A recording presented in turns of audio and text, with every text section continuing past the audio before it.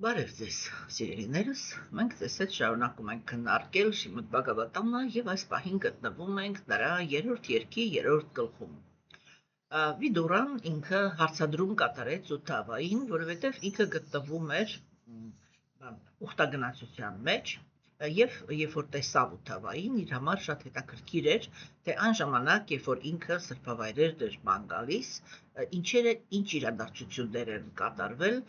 եւ ասենք ինչպես տեսանք ինքը հարցրեց կարևոր ազնվորությունների որպիսության մասին։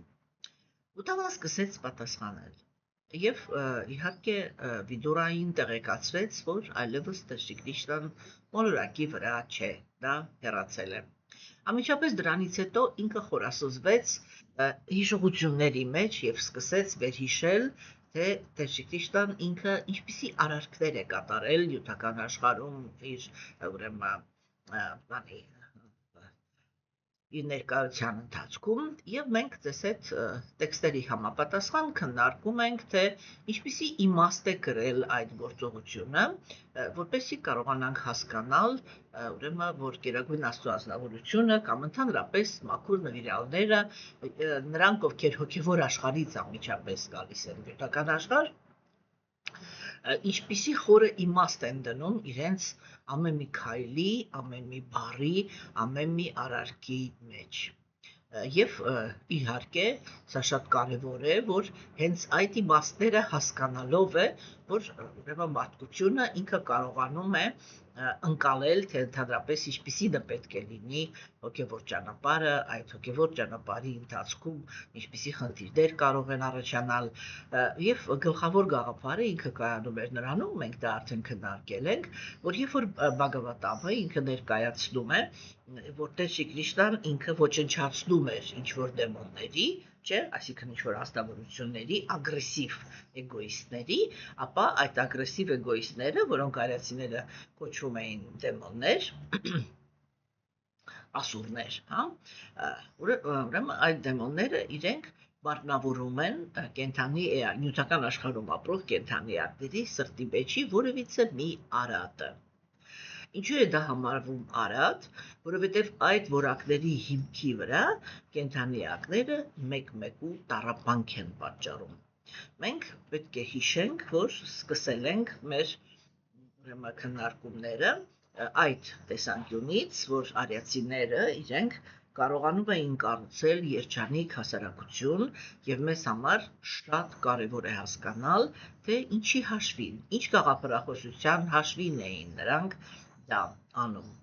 Ես այսպես չերս արդեն հստակ մատնանշում եմ, որ ես հասկացա, որ հայերին ընդհանուր առմամբ այս թեման չհետաքրքրեց, բայց նույնիսկ այն սակավ թվով մարդիկ, որոնք իրենք կապնվել են այս process-ին, որովհետև ես ինքս եմ առաջինը նախաձեռնել այս հանդիպումները, ես պատասխանատու եմ ինձ զգում եւ տանելու եմ այս խոսակցությունը մինչև վերջ, ինչքան մարդ էլ ուզում է, որ հետաքրքրված լինի, եթե նույնիսկ մի հոգի կա, որ իրեն այս գիտելիքը պետք է եւ կարեւոր է, ուրեմն ես այն մինչև վերջ կարտաբերեմ համենայն դեպս քանի կենդանի եմ։ Ուրեմն սիրելի դերս եւ այսօր ես կընթերցեմ այն տեքստերը, որը մեր այսօրվա տեքստերն են եւ կփորձենք դրանց իմաստը քննարկել։ Երրորդ երկ Բհագավատամ, երրորդ գլուխ, տեքստեր 5-րդ տեքստից։ Ցանկանալով գոհացնել իր կնոջը, ինչպես սովորական ամուսիններն են անում, Տերը երկնքից նրա համար բարիջատա ծառ բերեց։ Սակայն Ինդրան երկնքի արքան իր կանանց կողմից հրահրված սկսեց հետապնդել Տիրոջը, մտադիր լինելով կռվել նրա հետ։ Նարակասուրան Թարիտրիի որդին փորձեց գրավել ամբողջ երկինքը եւ դրա համար սպանվեց Տիրոջ կողմից։ Նրա մայրը աղոթքներ հղեց Տիրոջը եւ լսելով նրա աղոթքները նա վերադարձրեց Նարակասուրայի թագավորությունը իր որդուն, իսկ ինքը մտավ դեմոնների պալատ։ Ուրեմն ինչպես տեսնում ենք, մենք այսօր երկու էպիզոդ ունենք, որը պետք է քննարկենք, չէ՞։ Ուրեմն ասեմ դրա մասին, որ այդ այդ թագուհին, որը ինքը խնդրեց Աստծուց Պարիջատա ծառը, դա Սատյաբաման է։ Սատյաբաման է եւ ուրեմն պետք է հասկանանք, թե սա ընդհանրապես ինչի մասին է խոսքը։ Մի անգամ Նարադա Մունին, որին մենք արդեն լավ ծանոթ ենք, որը ինքը Բhakti յոգայի մարմնավորումն է։ Բhakti յոգան դա յոգայի այն process-ն է, երբ որ կենդանի էակը կապում է Գերագույն Աստծո անձնավորության հետ իր մաքուր սիրո ունակությունը։ Մենք ձեզ հետ շատ ենք քննարկել, որ իրականում արիացիների հոգևոր կյանքը ինքը բաղկացած է 4 փուլից՝ կարմա յոգա, գյանա յոգա, դհյանա յոգա եւ բhakti յոգա։ Կարմա յոգա դա նշանակում է գործողությունները կապել Աստծո հետ։ Գյանա յոգա նշանակում է արժեքային համակարգը կապել Աստծո հետ։ Դհյանա յոգա նշանակում է մտքի կենտրոնացման հատկությունը կապել Աստծո հետ։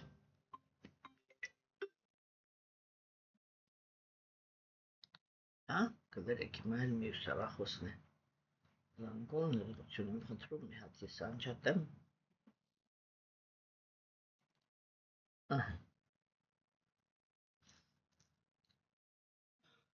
Եվ ուրեմն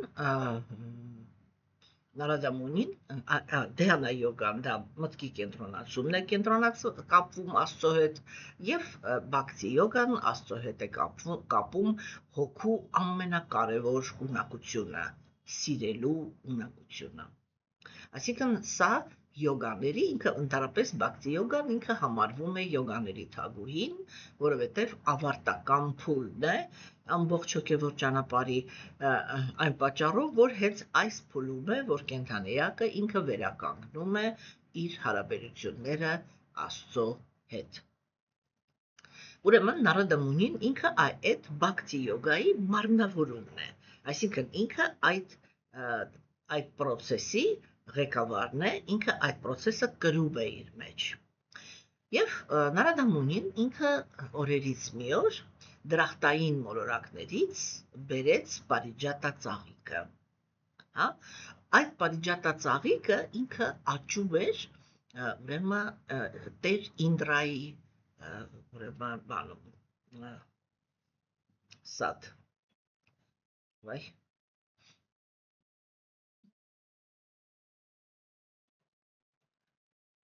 Մեկ էպիսի բարեր եմ մոռանում, որ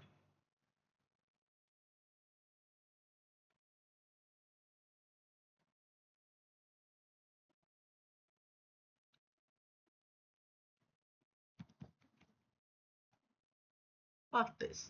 կներեք, ուրեմն ինքը Տեր Ինդրայի պարտեզում է աճում, մենք մի անգամ ձեզ հետ քննարկել ենք արդեն, առիթ ունեցել ենք քննարկել, Տեր Ինդրան ինքը ուրեմն դրախտային մոլորակների արքան է, ինքը մարմնավորում է օրինական զգայական վայելքը, այսինքն դրախտային մոլորակներում գտնվելու համար կենդանի էակը ինքը պետք է ունենա օրինական զգայական վայելքի մեծ պաշար, այսինքն ինքը պետք է ունենա իր մեջ այդ ունակությունը, ինչ է նշանակում օրինական զգայական վայելք, դա աստվածային օրենքների համապատասխան վայելքն է նյութական աշխարհում, որի հիմքում դրված է ընդամենը մի օրենք, որ կենդանեակը ինքը պետք է ձեռք բերի սովորություն չվնասել ուրիշ կենդանեակներին, երբ որ փորձում է ապահովել իր վայելքը։ Եթե հանկարծ իր մեջ առաջանում են այնպիսի ցանկություններ, որոնց իրականացման ընթացքում որևիցե կենդանի էակներ կարող են տառապանք ստանալ, ապա այդպիսի անձնավորությունը ինքը ոչ թե սկսում է տառապանք պատճառել եւ պատրաստ է լինում ցանկացած ուրեմն գին վճարել այդպիսի բանի համար,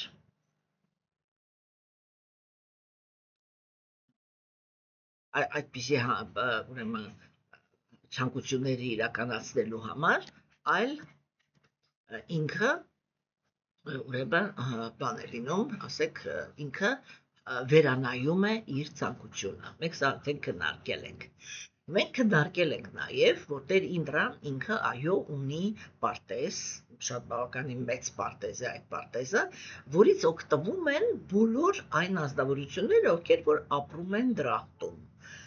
Ինչ է անում այդ պարտեզը։ Այդ պարտեզում ուրեմն կան ծառեր, որոնք իրենք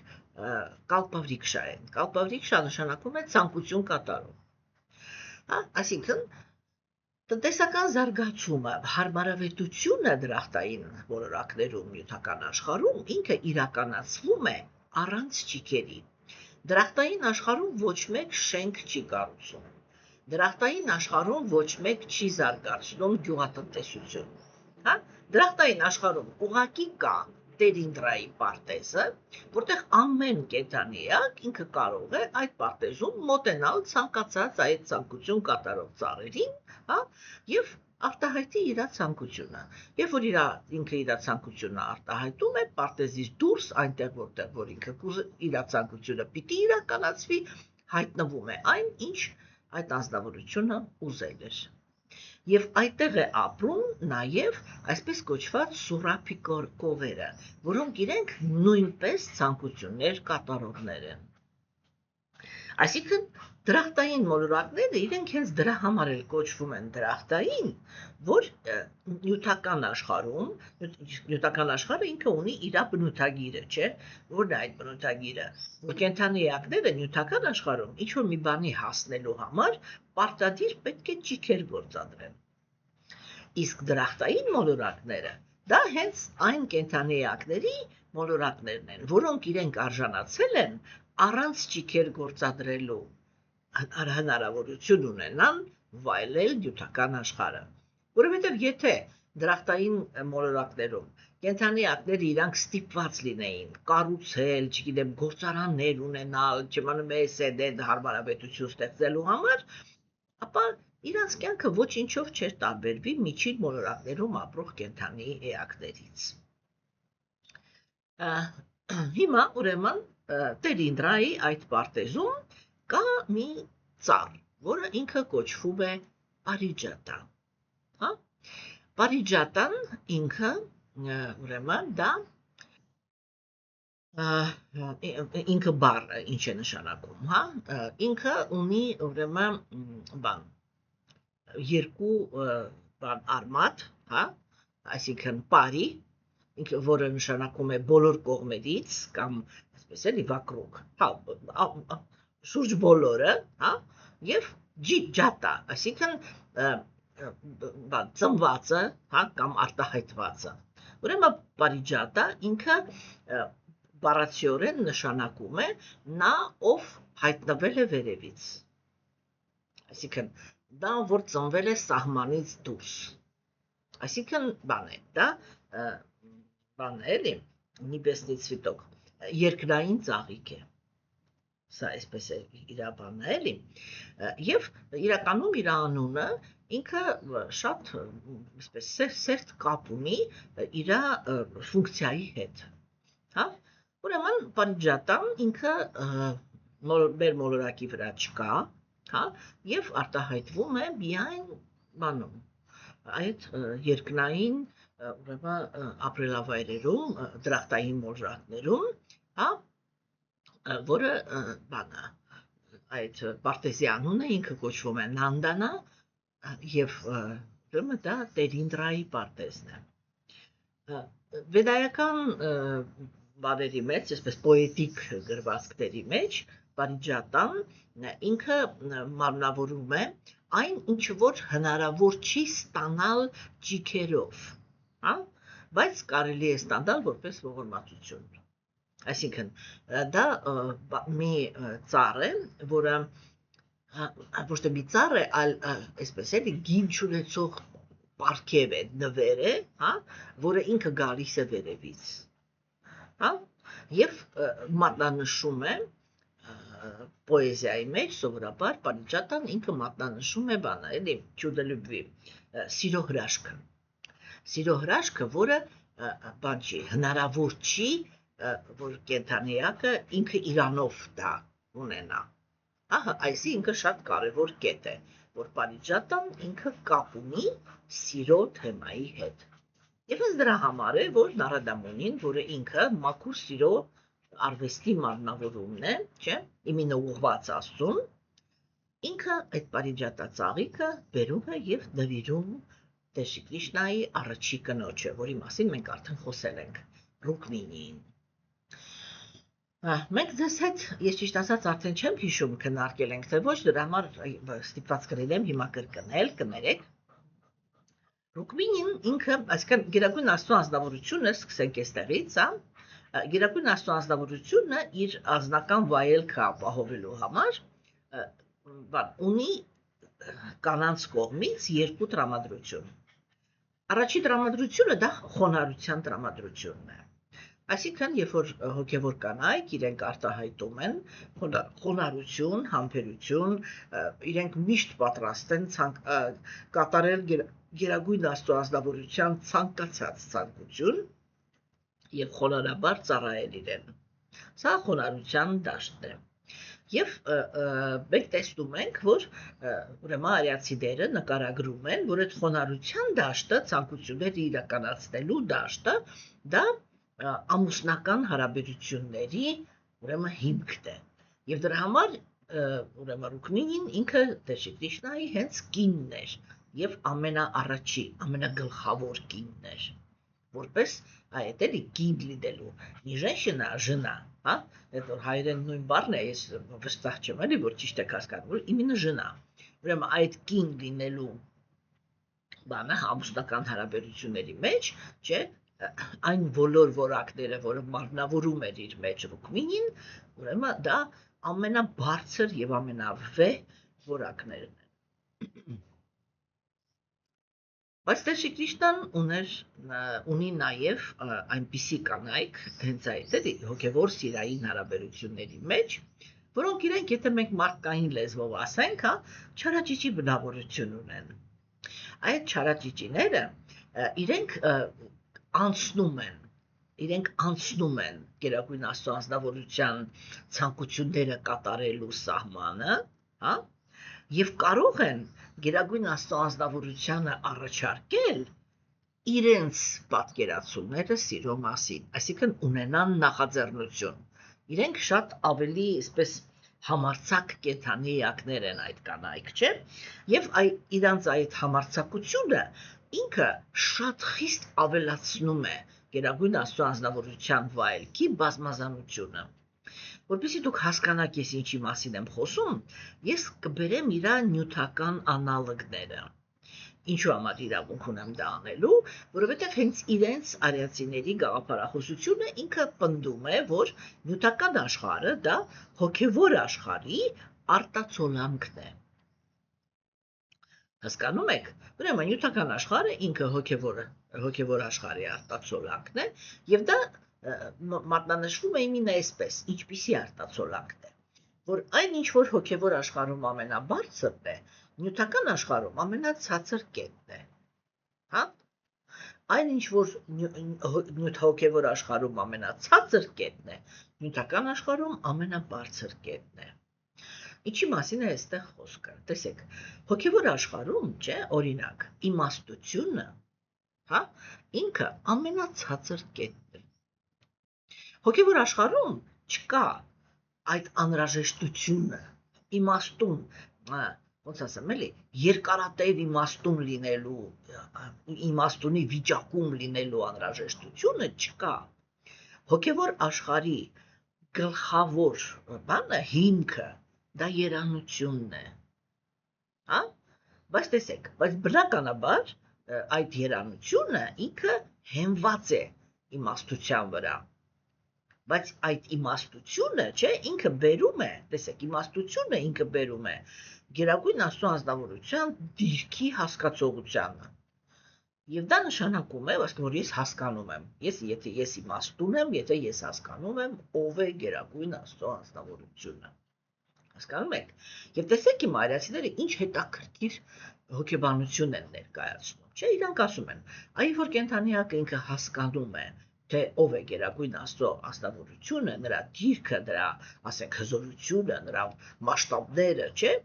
Ուրեմն այդ պարագայում կենդանիակը գերագույն Աստծո անձնավորության հանդեպ կարող է ունենալ միայն եւ միայն բանի զգացում, ասենք, հարգանքի նեյտրալիտետի զգացում։ Հասկանում եք։ Հիմա տեսեք։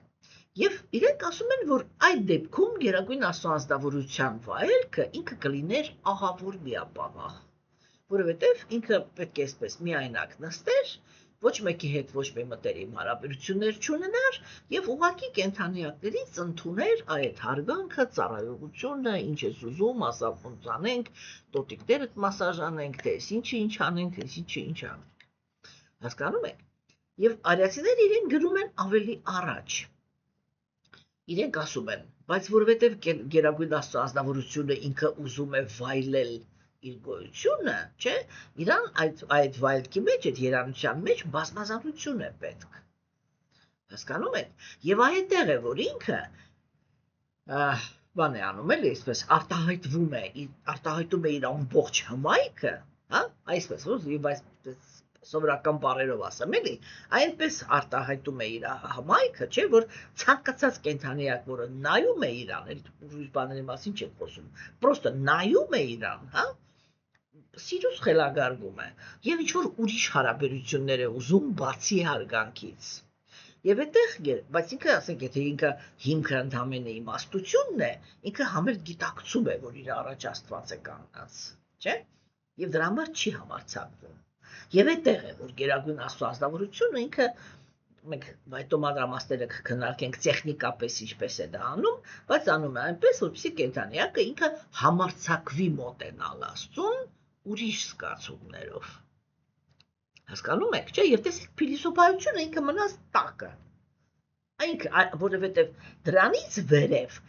որպեսզի երանությունը ինքը դառնա ինտենսիվ, հա, կենդանիակը ինքը պիտի մոռանա, որ իր առաջ կանգնած է Աստված։ Իմաստությունը այսինքն ոչ թե արժեզրկվեց, այլ իմաստությունը կատարեց իր ֆունկցիան։ Կենդանիակը ընտրեց գերագույն Աստծո անձնավորությունը որպես իր գլխավոր կապվածություն։ Սա իմաստության պարագլուխն է համարվում հոգևոր ճանապարհում, չէ՞։ Հիմա տեսեք, եւ դրանից հետո իշխում են էմոցիաները։ Այսինքն հոգևոր աշխարհում, հասկանում եք, գլխավոր իշխանությունը պատկանում է զգացմունքներին, որովհետև գերագույն Աստծո անձնավորությունը ուզում է վայելի իր գոյությունը։ Հասկանում եք։ Հիմա նյութական աշխարհը, չէ, ինքը ուղղակի հակառակն է։ Էմոցիաները, որոնք իրանք հենված են տգիտության վրա, այսինքն էգոիզմի վրա, չէ, որտեղ ինչ է նշանակում գիտելիք, ինչ է նշանակում իմաստություն։ Իմաստություն նշանակում է, որ կենդանիակը ինքը հասկանում է ամենակարևոր ճշմարտությունը, որ նախասկզբնական վայելողը գերագույն Աստծո անձնավորությունն է, եւ այդ գերագույն Աստծո անձնավորության վայելքի հետևանքով է, որ կենդանիակը ստանում է վայելելու հնարավորություն։ Հասկանում եք։ Իսկ ինչ է նշանակում էգոիզմ։ Էգոիզմ նշանակում է, որ կենդանիակը իր գիտակցության մեջից կամ իր իրականության մեջից հանեց Աստծուն։ Ինքը ասեց ոչ։ Ամենակարևորը դա այն վայելքն է, որը ես եմ զգում։ Հասկանում եք։ Հա, եւ դա դառնում է նյութական աշխարհը։ Հիմա տեսեք, այսինքն եւ կենդանիակը ինքը գալիս է այստեղ եւ էմոցիաների հիմքի վրա, ինչպես եւ դա արվում է հոգեվոր աշխարհում, փորձում է լինել երանելի։ Բայց որովհետեւ իր հիմքում տգիտությունն է, չէ՞, իրան այդ երանությունը դրախտային մոլորակներում ինչ որ մի չափի բան է արվում, հասանելի է դառնում, չէ՞։ Բայց այնտեղ էլ մի հատ խնդիր կա, չէ՞, մի խնդիր է մնում։ Նյութական աշխարհի վերջի խնդիրը դա նա է, որ այո, կարելի է հասնել էգոիստական վայելքի, բայց էգոիստական վայելքը ունի սկիզբ եւ վերջ։ Всё։ Իսկ դու հավերժ հոգի ես։ Եվ քո համար իրականում արժեք ունի միայն այն, ինչը որ հավերժ է։ Ուրեմն, սիրելիներս, չէ, տեսեք հիմա նյութական աշխարհում էմոցիոնալությունը ինքը դարձավ կենդանիակների տառապանքի հիմքը, այսինքն ամենացածր վիճակն է համարվում։ Եվ իմաստուն են համարվում նրանք, ովքեր դա հասկանում են եւ այդ հասկանալու հաշվին սկսում են հեռանալ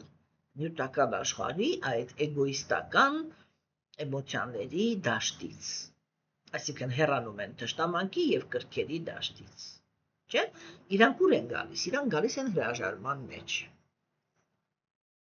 չէ՞։ Եվ նյութական աշխարհում այն կենդանիակը, որը ինքը այնքան իմաստուն է, որ այլևս ոչ մի նյութական օբյեկտի հանդեպ չունի ոչ մի կապվածություն, հասկանում եք, այդ անձնավորությունը ինքը բան է, ասենք, այդ անձնավորությունը ինքը իմաստուն է, եւ սա ամենաբարձր վիճակն է, հասկանում եք, իսկ հոգեվոր աշխարհում դա այդպես չի, եւ ուրեմն, չէ, ինչ վերաբերվում է, վերադառնանք մեր բարիջատային, հա, դա ուրեմն այդ սիրո այն պարգևն է, որը տրվում է բան, չէ՞, հա, ու ես դա էի նկարագրում, որ Գերագույն Աստծո անձնավորությունը ինքը երկու տեսակի կանայք ունի, կամ սիրեցյալներ ունի, որոնց հետ վայելում է իր գոյությունը։ Մեկը դրանք խոնարհներն են, որոնք մաքուր սիրով սիրում են Աստծուն, բայց իրենք խոնար են, այսինքն խոնարհություն դա նշանակում է, որ իրանք հետևում են, ինչը ուզում Աստված, հա, եւ անում են միշտ այն, ինչ Աստված ուզում է։ Սա նշանակում է, որ ինքը իրանով, այդ ազնվորությունը, ինքը նախաձեռնություն չի վերցնում հարաբերությունների մեջ, հա, եւ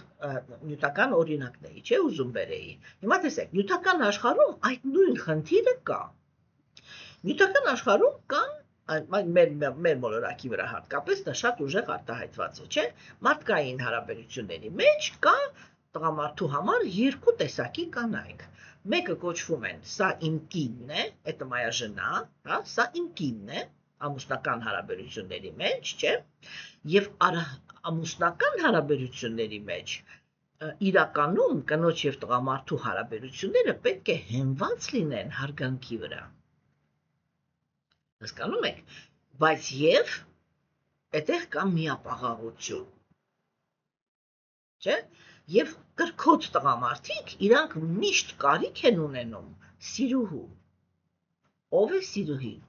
Սիրուհին էդի այդ չարաճճի կինն է, որը ինքը զգայական, այս արդեն նյութական աշխարհում դա ցածր է, չէ՞, որը ինքը զգայական վայելքի տեսանկյունից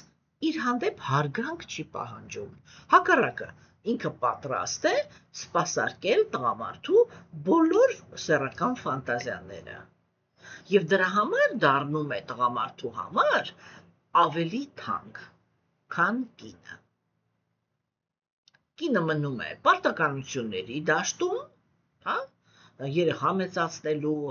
հասարակական դիրք գրավելու տեսանկյունից եւ այլն, չէ՞, թեկուզ մենք տեսնում ենք, որ աստվածամերժության դարաշրջանում այդ գործոնը ինքը շատ թուլանում է։ Ինչու համար, որովհետեւ կարելի է կնոջը լքել։ Այդպես նյութական աշխարհում այդ հիմքի վրա արժեզրկվում է բարոյականությունը։ Երբ որ նյութական աշխարհում արժեզրկվում է մարդկային հարաբերությունների մեջ, արժեզրկվում է բարոյականությունը, չէ՞, հասարակության կյանքը վերածվում է իրականում դժոխքի։ Հասկանում եք։ Հա,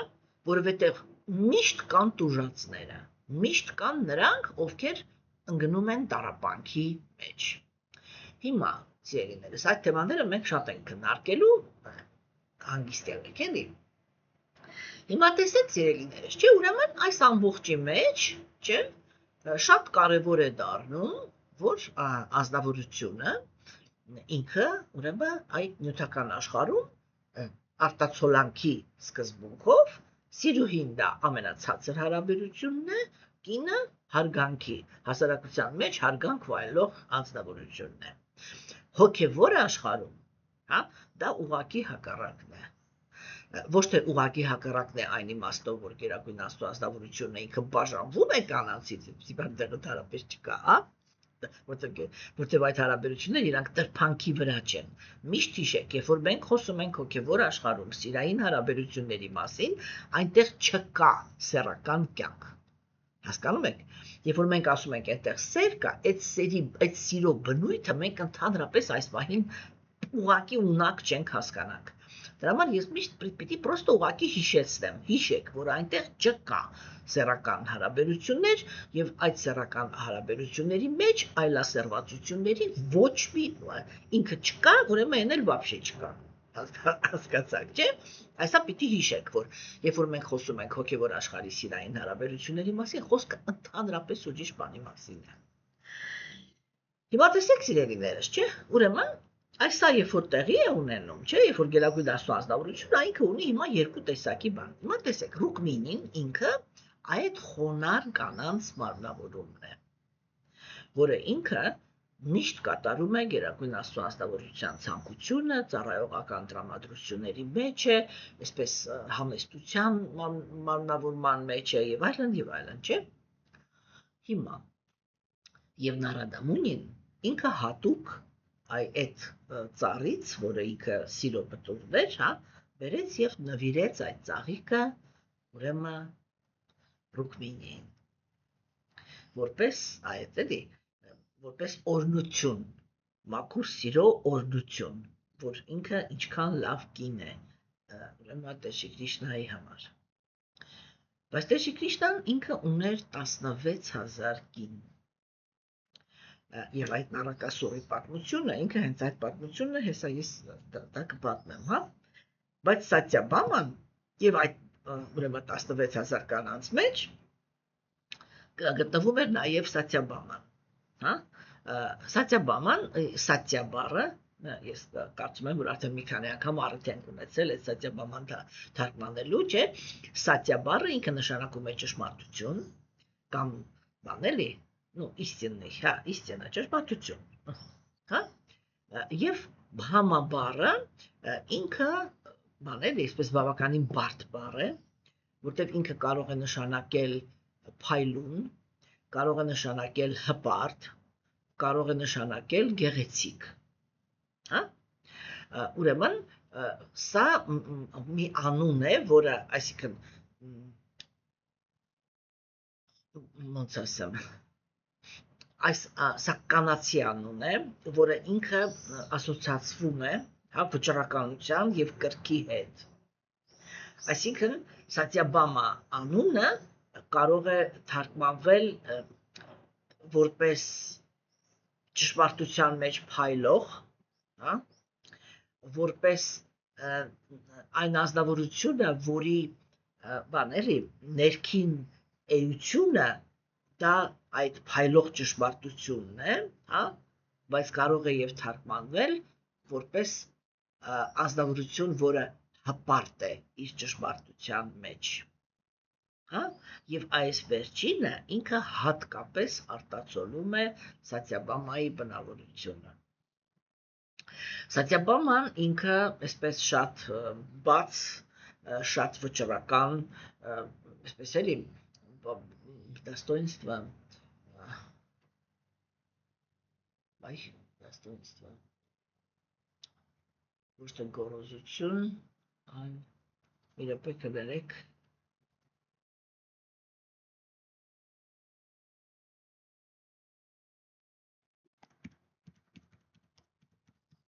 արժանապատվություն, հա, այդ ուրեմն արժանապատվության շատ ուժեղ զգացում ուներ, հա, բայց եւ միաժամանակ շատ նվիրված էր Տեր Կրիշնային։ Այսինքն, տեսեք, եթե Ռուկմինին ինքը մի ազնվորություն էր, որը երբեք չէր կարող գնալ Տեր Կրիշնայի դեմ, այսպես էլի բանով ասած, չէ, ապա Սատյաբաման ինքը կարող էր ջղայնանալ, ինքը կարող էր վիճել Կրիշնայի հետ, ինքը կարող էր խանդել Կրիշնային, հա, ինքը կարող էր պնդել իրանը, հասկանում եք, բայց այդ ամեն ինչը ինքը Սատյաբամայի սիրո արտահայտությունն էր Կրիշնայի հանդեպ, որտեղ ինքը Տեր Կրիշնան ինքը շատ մեծ ուրախություն էր ապրում Սատյաբամայի այդ բնավորությունից, հասկանում եք, չէ՞։ Եվ ուրեմն, երբ որ Սատյաբաման ինքը իմացավ, հա, որ ուրեմն Նարադամունին ինքը ծաղիկ է նվիրել բանին, Ռուկմինիին, հա,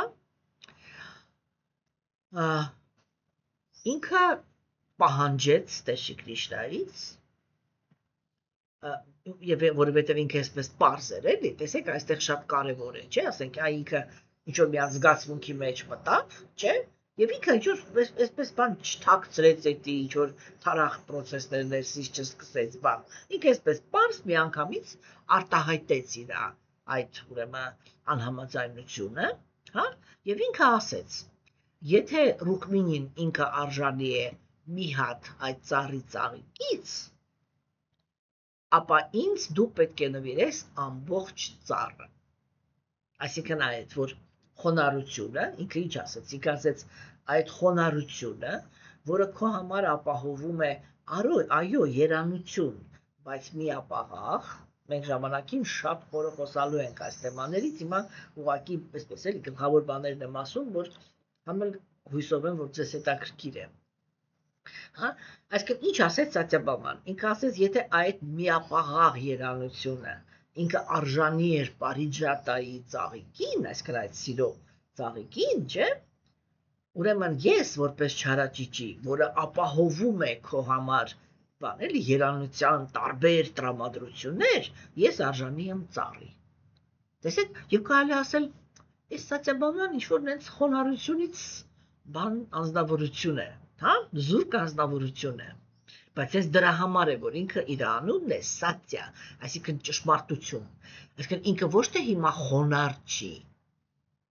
այլ ինքը ճշմարտություն է ասում, որովհետև դա իրոք ճշմարտություն էր, հասկանում եք, մեկ մարդիկ իրենք մտածում են, որ խոնարհությունը դա նշանակում է ըստ էության զիջել ճշմարտությունը, չկա այդպիսի process, հասկանում եք, ճշմարտությունը երբեք չպետք է բանելի կեղծ խոնարհության մեջ մտնի։ Եվ Սատյաբաման ինքը շատ པարզ արտահայտեց այդ ուրեմն բանը, իր վերաբերմունքը, որ ես քեզ, Պաստորեն Տեր Քրիշնային ասեց, որ ես քեզ երանության այնպիսի բազմազանություն եմ պարգևում, որ եթե Ռուկմինին ինքը մի ծաղիկի է արժանի, ես արժանի եմ մի ամբողջ ծառի։ Հիմա տեսեք, եւ արդեն երկու կին են տարբեր դիրքերում, հիմա շատ կարևոր է։ Ռուկմինին այդ ծաղիկը չի նվիրել Տեր Քրիշնան, այդ ծաղիկը Ռուկմինին նվիրել է Նարադա Մունին, այսինքն Բաքթիի մարմնավորումը։ Եվ սա իրականում ինքը, եթե այսպես վերցնենք, ինքը վեդայական կանոնների խախտում է, որովհետև կնոջը օտար տղամարդ իրավունք չունի նվիրել ծաղիկներ։ Կնոջը ծաղիկներ նվիրելու իրավունք ունեն միայն իր բարեկամ տղամարդիկ, այսինքն հայրը, եղբայրները, հա, քեռիները, всё, տուդա դальше արդեն всё։ Հայրը, եղբայրը, քեռիները, հորեղբայրները, всё։ Ուրիշ ոչ մեկ։ Հասկանում եք։ Եվ ամուսինը, հատկապես եթե ինքը ամուսնացած է, ապա ամենակարևոր իրավունքը դա ամուսնունն է։ Օտար տղամարդը իրավունք չունի կնոջը, ինչը բերի ծաղիկ նվիրի։ Հասկացաք, չէ՞։ Հա, հիմա տեսեք ուրեմն։ Եվ սա շատ այս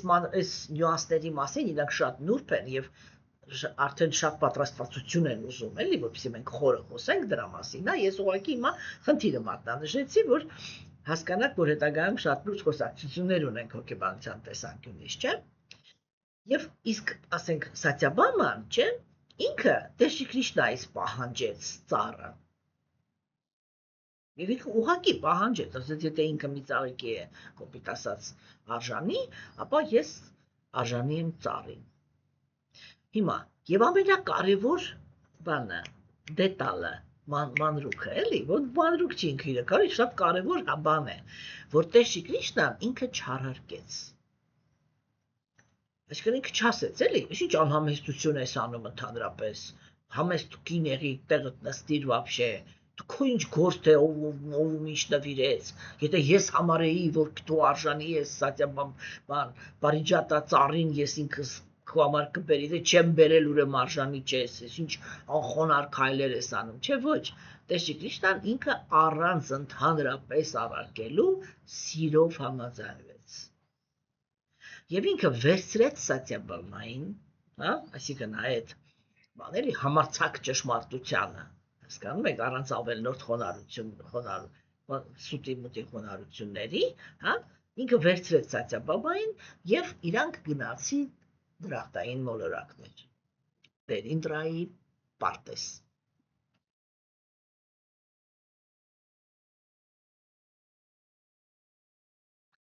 Եվ այստեղ սկսվում է ամենահետաքրքիրը, ինչը որ կոտրում է մեր Աստծո մասին պատկերացումների բոլոր շաբլոնները։ Տեր Քրիստոսն ինքը գողացավ այդ ծառը։ Այսինքն լրիվ քոքով մոքով այդ ծառը հանեց ու տարավ։ Երբ որ Տեր Ինդրան ինքը հասկացավ, թե ինչ է արել Տեր Քրիստոսն, Տեր Ինդրան ինքը շատ արագ զայրույթի մեջ է ընկնում, հա։ Եվ ինքը ուղղակի այսպես ապշած, թե ինչպես կարող էր իր հյուրը իրան այդպես պահեր, հա, որ իր սեփական պարտեզից գողանար այդ պարտեզի ամենակարևոր բանը, զարդարանքը, ամենակարևոր, ամենագեղեցիկ զարդարանքը, հա։ Հիմա Տեր Ինդրայի կանայք, իրանք, ուրեմն ինչպես տեքստը ասեց, հա, Տեր Ինդրայի կանայք իրանք ընդդիմացան, որ ես ինչ եղավ вообще, այսինքն ոնց Քրիստոսն ինքը ինչ իրանք թույլ տվեց, Պարիջատար ծառը ինքը մեր այգու ծառն է։ Եվ մենք ենք դա վայելում, հա, նորից հիշեցնում եմ։ Տեր Ինդրան դա օրինական զգայական վայելքի մարմնավորումն է։ Օրինական զգայական վայելք գաղափարը գոյություն ունի նյութական աշխարհի համար, որովհետև օրենքն է նյութական աշխարհում, որ ստիպում է, որ կենդանիակները, էգոիստ կենդանիակները զսպեն իրենց հակումը ուրիշ կենդանիակներին անհանգստություն պատճառելու, չէ՞։ Եվ Տեր Ինդրան ինքը այսպես իրականայք, այնքը այդ սկզբունքն է, իրականայք, այսինքն այն սկզբունքները, որոնք ծառայում են դրան, իրենց իրավունքները առաջ քաշեցին, որ Պարիջատար ծառը ինքը դրախտային մոլորակների զարդն է եւ ինքը պետք է լինի մեր մոտ։ Հա։ Եվ ուրեմն Տեր Ինդրան ինքը գնաց Տեր Քրիստոսի հետևից եւ իրանց մեջ կռիվ տեղի ունեցավ, որտեղ Տեր Քրիստոսն ինքը իհարկե հաղթեց։ Հա։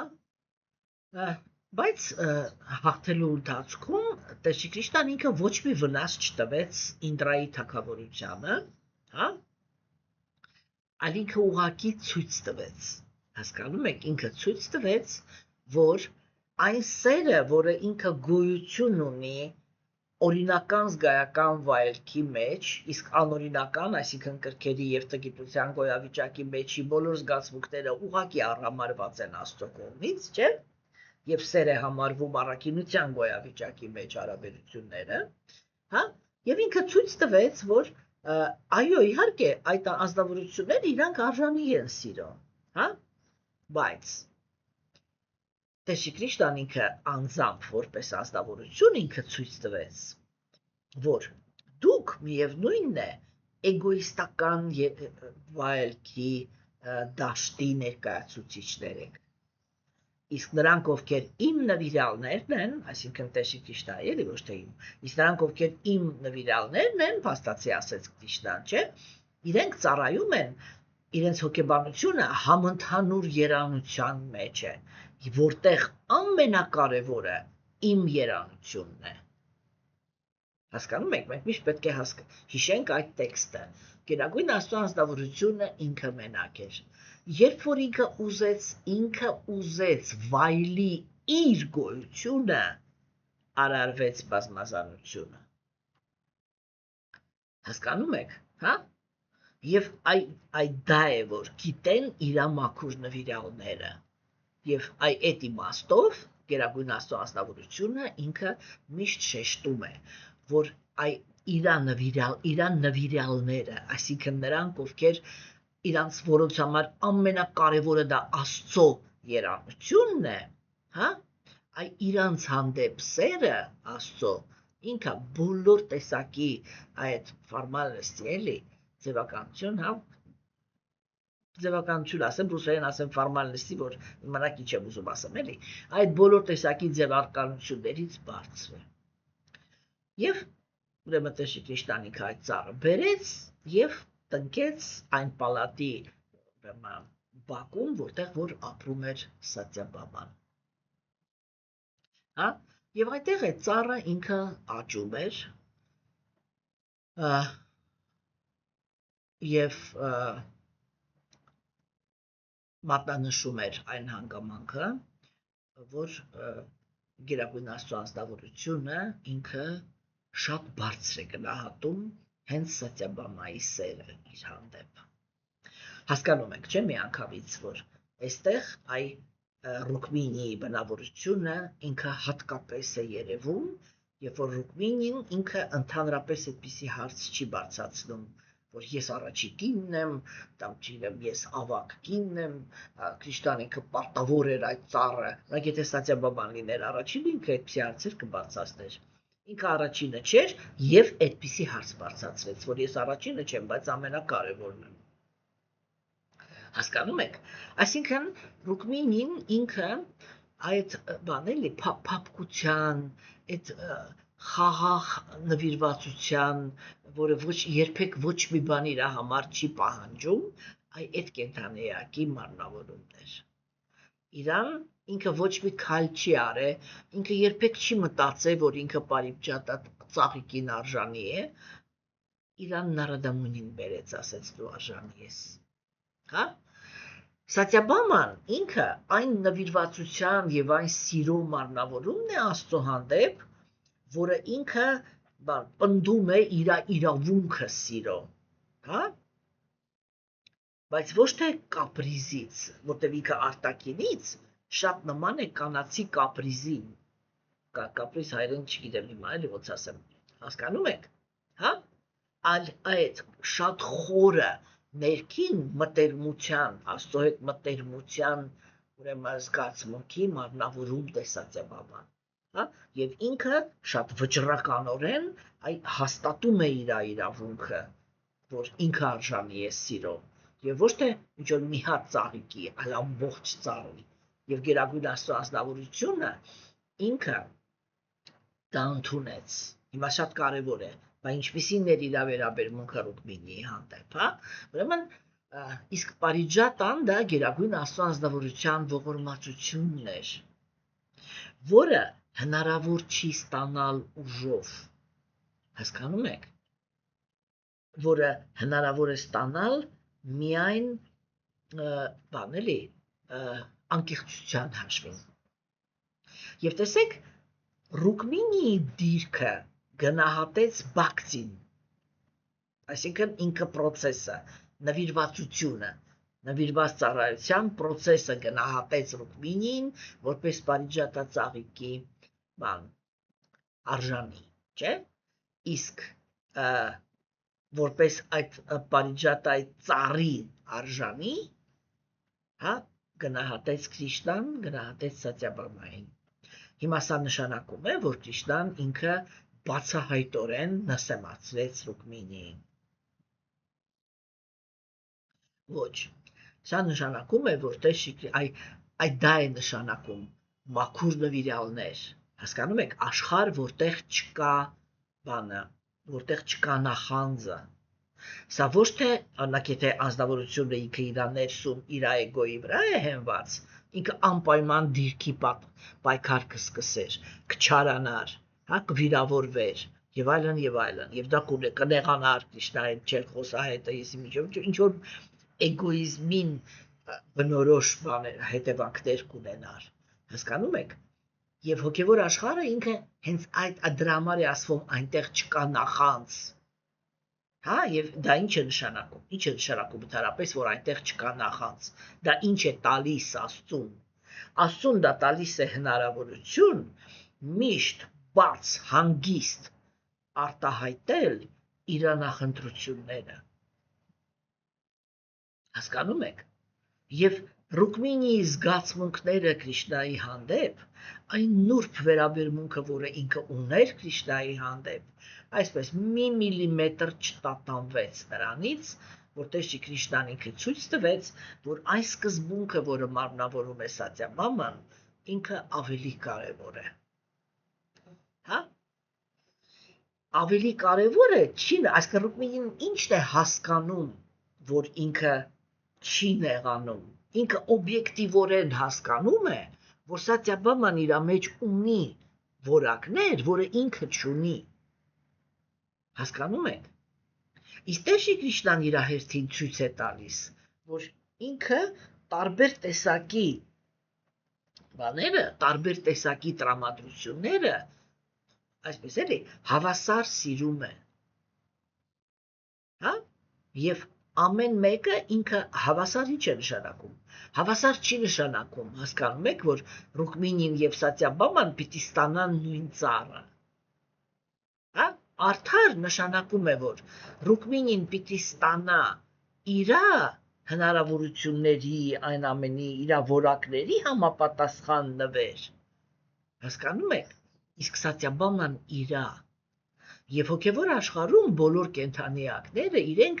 գիտեն, որ գերագույն աստվածավորությունը երբեք ոչ մի անարդար բան չի անում։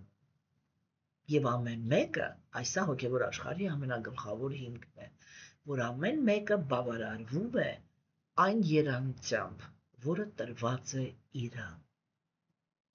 Վստահ լինելով, որ այդ վերաբերմունքի մեջ կա արդարություն։ Հասկանում եք, չէ՞։ Ուրեմն, սիրելիներս, չէ՞, այս պատմությունը ինքը շատ տրամադրություններով շատ հարուստ պատմություն է։ Հիմա, ուրեմն, հաջորդ տեքստը, այստեղ ավարտենք այսօրվա մեր քննարկումը այդ թեմայի, չէ՞, եւ ուրեմն հաջորդ տեքստը դա Նարակասուրայի պատմությունն էր։ Ով էր Նարակասուրը։ Նարակասուրը ինքը դեմոն էր, հա, որի անունը նշանակում է Նարակա, նշանակում է դժոխք, այսինքն բան էլի, վայր, որտեղ որ տանջվում են, տառապանքների վայր։ Ասուր նշանակում է դեմոն, այսինքն ազնվորություն, որը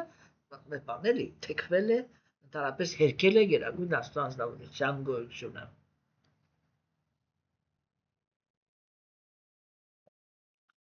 Ուրեմն Նարակասուր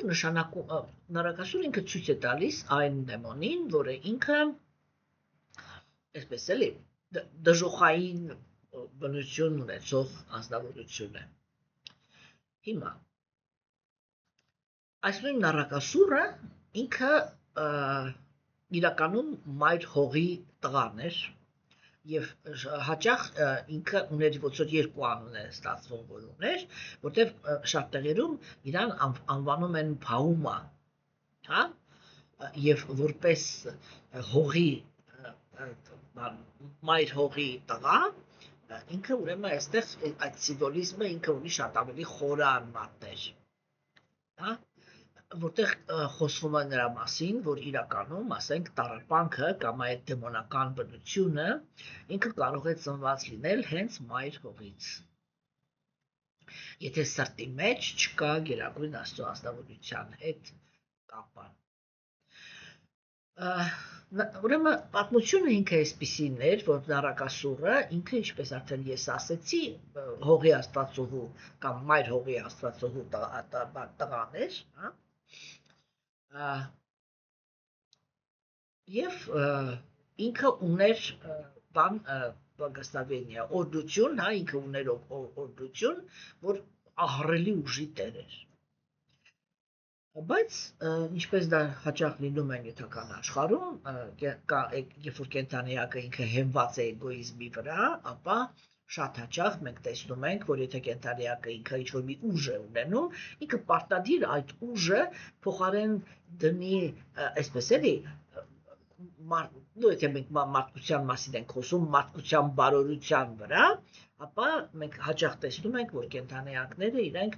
եթե էգոիզմի հիմքը ունեն, ապա իրենք ուժը օգտագործում են, որպեսզի իրենք հասնեն, ասենք, իշխանության, մարդկության վրա, հարստության, չգիտեմ, եւ այլն, նյութական այդ խարմաղալի թեմաների մեջ, չէ՞։ Նարակասուրը ինքը դարձավ ինչ-որ մի վայրի բանը, շատ ճողում անուն ուներ, կներեք, հիմա չեմ հիշում, հա, նարակասուրը ինքը դարձավ ուրեմն թագավոր, հա, եւ անասելի հզորության տեր էր։ Եվ ինքը սկսեց օգտագործել այդ իր հզորությունը, չէ՞, բռնություն գործելու համար։ Ինչ էր անում ինքը։ Ինքը տարբեր պետություններից գողանում էր արքայադուստրերին։ Ովքեր են արքայադուստրերը։ Ընդհանրապես հենց որ խոսքը գնում է կանանց մասին, մենք անմիջապես պետք է հասկանանք, որ սա ծառայողական սկզբունքն է։ Այսինքն վայելք պատճառողը։ Հիմա ինչ էր անում նարակասուրը։ Ինքը, հա, ասենք, ինչ որ մի տեղ կա, բան, չէ, ցարևնա, որ ասեցի, արքայադուստր, չէ, ինչ որ տեղ կա, ինչ որ մի հատ այդ արքայադուստր։ Դա նշանակում է, որ առաքինության դաշտում, չէ, այդ ազնվորությունը ինքը ինչ որ մի առաքինի ազնվորության վայելքի համար է նախատեսված։ Նարակասուր դա նշանակում է, որ դա էգոիստ է, որ ինքը ներքին մաքրություն չունի, առաքինություն չունի, այսինքն ինքը չի վաստակել այդ արքայադուստրերին, բայց ուզում է իրանց վայելել, այսինքն ուզում է իրանց ծառայացնել իրեն։ Եվ ինքը ուղղակի, որովհետև ուժեղ էր, հա, սա շատ կարևոր գաղափար է, էլի, որ նյութական աշխարհում, պայմանականորեն ասած, չարքը ինքը կարող է երկար ժամանակ կարող է լինել, այսպես կոչված լույսի բաներից ավելի հզոր։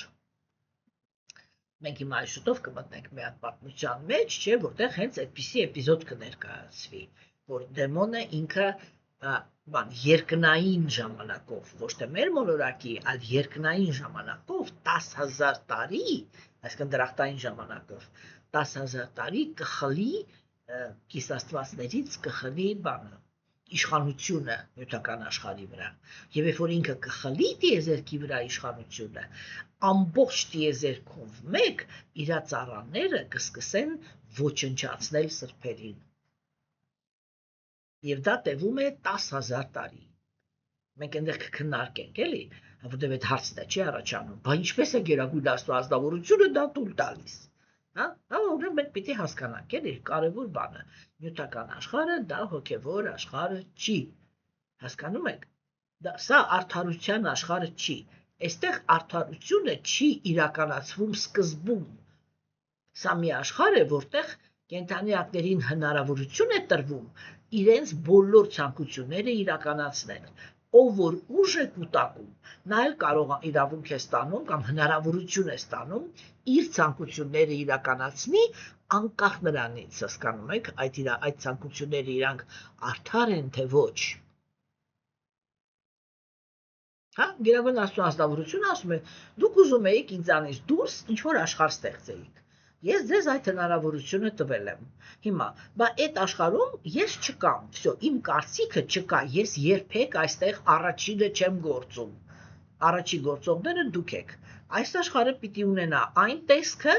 ինչ տեսք որ դուք եք ստեղծում։ Ես վերջում եմ գալու։ Ասեմ այստեղ, ինչու տառապանք պատճառեցիր։ Այստեղ, ինչու տառապանք պատճառեցիր։ Եվ այո, հրավիրելու եմ պատասխանատվության։ Որովհետև վերջնական նպատակը դա նա է, որ բոլորը լինեն երջանիկ։ Հասկանում եք, չէ՞։ Այս բաները մենք պիտի հասկանանք։ Հիմա նարակասուրը ինքը այն ազնվորությունն էր, որը գողանում էր այն վայելքը, որովհետև ուժեղ էր, հա, որը իր համար չէր նախատեսված, որին ինքը չէր արժանացել։ Երբ որ Տեր-Շիկրիշտան իմանում է դրա մասին, ինքը գալիս է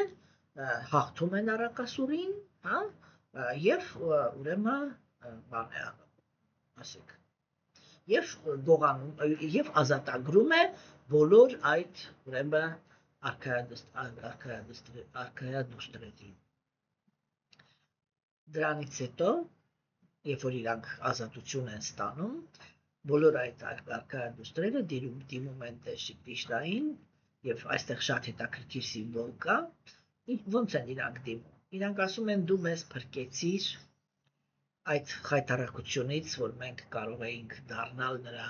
նարակասուրի վայելքի օբյեկտները, հա, բայց միևնույնն է, նա գողացել է մեզ, նա կպել է մեզ, գողանալու պահին կպել է մեզ, չէ՞։ Եվ արյական քաղաքակրթության համար մենք այլևս համարվում ենք բղծված կանայք, բղծված աղջիկներ, մեր հետ ոչ մեկ չի ամուսնանա։ Ուրեմն մենք խնդրում ենք քեզ, որ դու մեզ բոլորիս ընդունես քո համար, մեր համար որպես կանանց։ Եվ Տեր Կրիշնան ինքը ընդունում է։